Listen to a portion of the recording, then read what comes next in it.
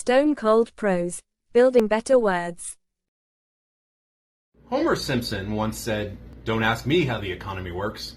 As always, Homer was speaking for the vast majority of Americans, who have zero understanding of economics and are so put off by the language of economics that their eyes glaze over the moment the talking heads on TV start blathering about interest rates, inflation, the stock market, and all the rest of it.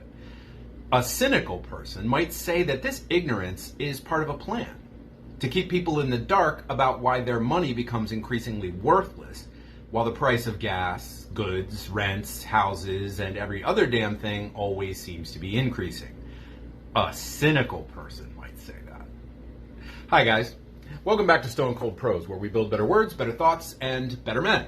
I'm Miles Watson, novelist and author of numerous award-winning series, including Cage Life, Sinner's Cross, and The Chronicles of Magnus. I worked in Hollywood for 12, almost 13 years, law enforcement for another 10, and now I break it all down and build it back better. So let's get into this. When I was in first grade, 1,000 years ago, I used to take a nickel to school every morning with which to buy milk at lunchtime. In those days, and yes, sadly, I am now old enough to have lived through a period I can refer to as those days, milk was a huge part of a school kid's diet, and anyone who forgot his nickel was in a sorry state. For the cafeteria at Brookmont Elementary School did not hand out half pints of milk to first graders on credit. Well, it so happened that one day, I was in the third grade by this time, I went to school and discovered, to my horror, that the price of the half pint had gone from 5 to 10 cents over the weekend, and nobody had bothered to inform my mother, who had equipped me only with a shiny nickel. No amount of pleading could persuade the Easter Island-faced cafeteria attendant to accept half payment, so I went milkless that Monday. 2 years later, the very same thing happened again. The price of milk had risen, this time to 15 cents. The issue of these rising prices flummoxed me, however, and I asked my father to explain why more and more money had been required to obtain the same amount of milk. Dad lowered his newspaper long enough to explain, in the very precise way a parent uses when they don't really understand the subject about which they're speaking, that there was this thing called inflation, which lowered the value of money over time. Later, much later, I discovered that inflation was caused by an imbalance between the amount of money in circulation and the amount of goods actually for sale. If there was too much money in the country, the purchasing power of money would inevitably decrease. If there were not enough money, on the other hand, the value of cash would rise. Supply and demand, I was told, dictated the value of everything, both money and products. Therefore, my milk had tripled in price in just a few years because there were too many nickels in America, or perhaps not enough milk. This seemed to make sense, but it led me to the inevitable question: how could there be too much money in the country? Who determines how much money is produced, and why would they produce so much that its overall value would decrease? Who sets the value of money, and who benefits from having money lose its value? You didn't have to be a genius to see that if inflation went up continuously, as it always seemed to be doing year after year, decade after decade, milk going to quarter and then eventually $1, that any fixed sum of money you had saved or received regularly via a paycheck or pension would decrease accordingly in value until it was worthless. And it raised an even larger question. Why was the trend only one way, towards increasing worthlessness? Inflation seemed to be constantly rising, sometimes quickly, sometimes slowly, but it was always going up. And even when it went down, the overall trend was skyward. Therefore, if I understood the theory correctly, the amount of money in circulation had to be likewise increasing, because God knew the amount of goods for sale in America was not going down. We sell a lot of crap in this country. Trying to answer some of these questions led me to a series of astonishing discoveries. At least they were astonishing to me, because I had never been taught anything about economics or economic realities in school. Money, it turned out, came in two distinct categories: commodity money and fiat currency. Commodity money is backed up by gold or silver. Either the money itself is made of gold and silver, or it's redeemable for gold and silver. And the total amount of money in existence is determined by the amount of gold or silver in the government's coffers and vaults. If your government has $1 billion in Fort Knox, you can print $1 billion worth of money. Now that's an oversimplification. You could actually print more money or you could print less, but the idea is that the money itself bases its value directly on something physical, tangible, a commodity of which there is only a finite amount. Fiat currency, on the other hand, is money which is in itself worthless, paper, for example, or coins made of largely worthless metals, whose value is backed by the government that issued it. Its value comes from the faith and credit in the government itself. In olden times, as we used to say when a nickel bought me milk, all governmental currency was commodity money. The concept of fiat currency is actually relatively new, and indeed, the United States itself remained partially on the gold standard until the Nixon presidency. Yet the differences between commodity and fiat money are crucial. Under a commodity money system, the value of your money is determined by two outside factors: by the price of gold or silver on the international market and how much gold or silver your government has in its coffers. Under a fiat system, it's determined by faith and credit. Under a commodity system, the government cannot really issue much more money than it has precious metal to back it up without devaluing its own currency. So there's some natural limits.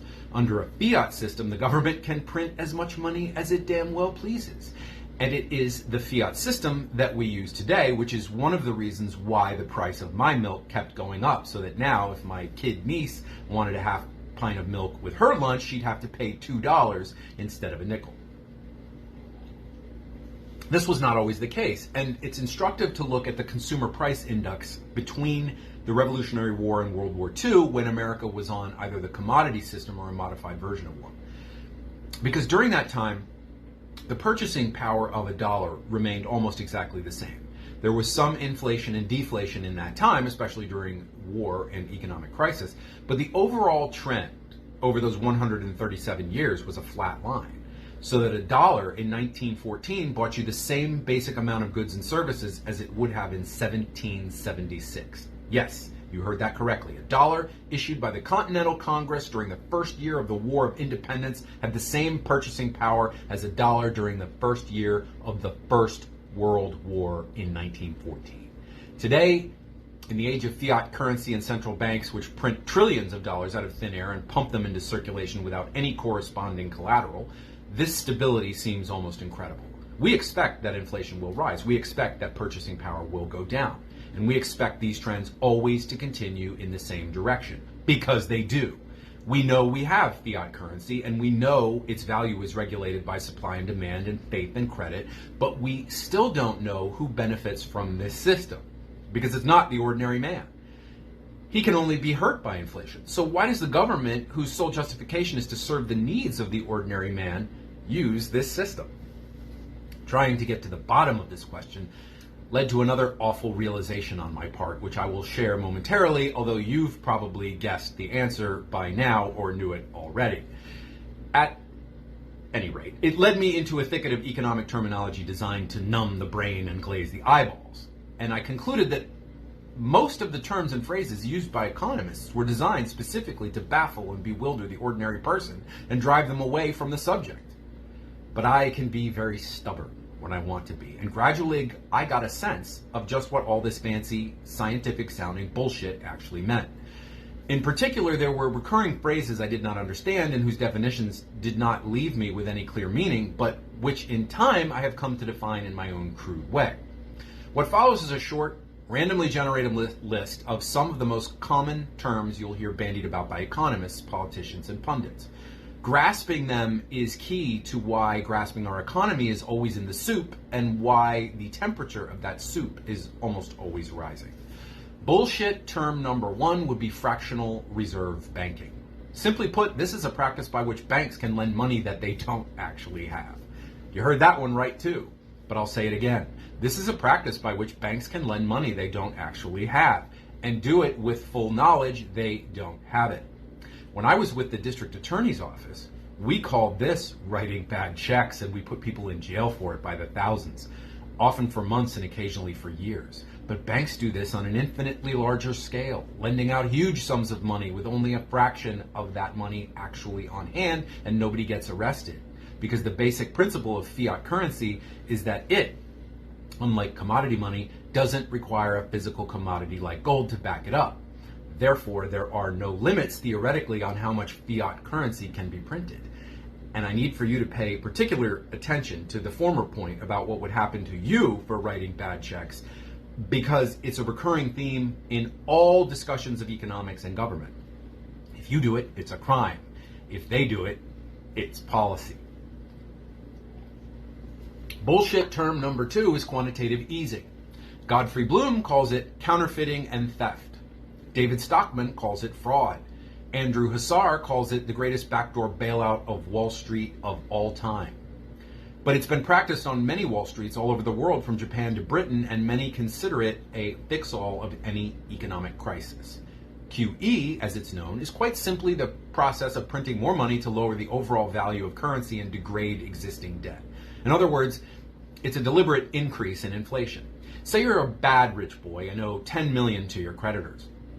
Through the process of easing, you still owe the same amount on paper, but the actual value of your money is lowered to the point where your debt burden shrinks in proportion. The more worthless your dollars, the easier it is for you to shoulder your debts. The reason Hussar calls this a backdoor bailout is that it favors only the rich, who remain rich despite inflation, because of what might be called the power of very large numbers. Inflation does not make rich people poor. It simply makes them a little less rich. They still got 10 million. The poor, on the other hand, end up simply being unable to buy milk or bread or gasoline or much of anything at all. The reason Bloom calls this counterfeiting and Stockman calls it fraud is because if an ordinary person were to print money on his own, he would immediately be imprisoned on the grounds that phony money in circulation weakens the overall value of the dollar. Indeed, for much of history, counterfeiters had their hands hacked off or were even executed for doing just precisely this. But when central banks print trillions of dollars, pounds, or yen out of thin air with nothing to back it up except the faith and credit of the government, causing inflation to rise and purchasing power to plummet, it isn't called fraud or counterfeiting, it's called quantitative easing. It sounds great, but the people it helps are precisely the people whose greed and incompetence created the seeming need for quantitative easing in the first place: bankers and the super rich. Meanwhile, those who have small savings or live on a fixed income, like retirees and pensioners, find out our buying power has plummeted because our savings are now devalued. Bullshit term number 3 is moral hazard. I was once at a poker tournament which did not require a buy-in. We were playing for a monetary prize, but the chips issued to us had no actual monetary value. This encouraged card players to do what's called suck-out poker, competitors betting and bluffing recklessly, going all in with weak hands and refusing to fold even when they had nothing, simply because they had nothing to lose. Well, in economic terms, this is called moral hazard. And it's the practice of taking risks solely because one is protected from the potential consequences. Government bailouts and quantitative easing are 2 prime examples of things which create moral hazard in economics. When a bank engages in, say, issuing subprime mortgages, it knows perfectly well that it's creating a situation in which economic collapse is inevitable, but it's free to do so because it knows the government will claim it is too big to fail and bail it out with taxpayer money. The banks literally cannot lose, so they keep playing.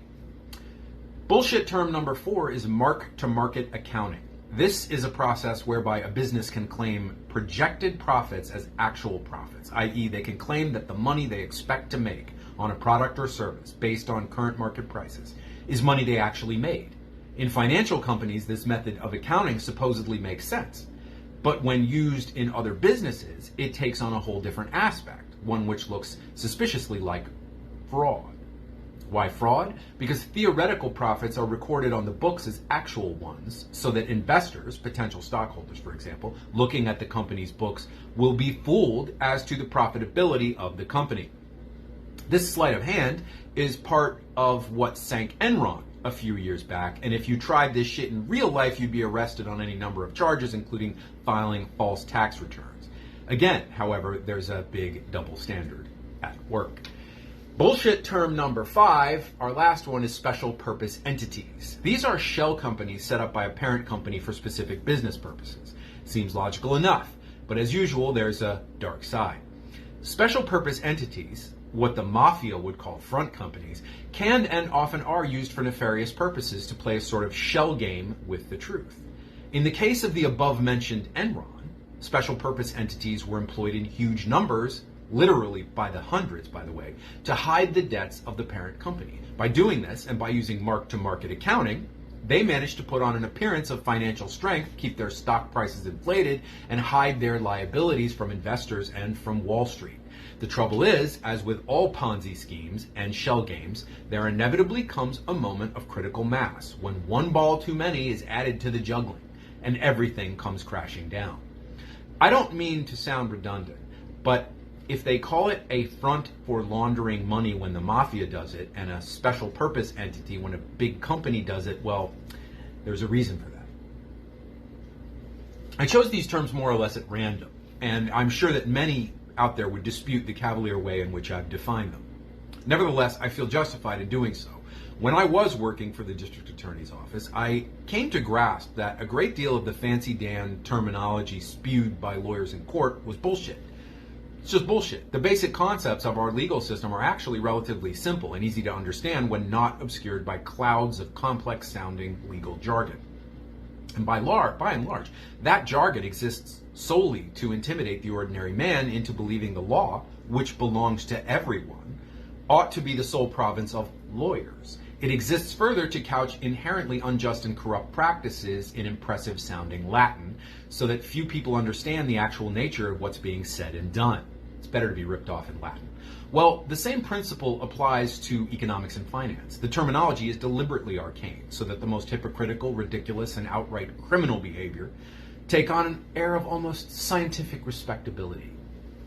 As George Orwell noted, clarity is the enemy of the lie, just as obscurity is the enemy of the truth.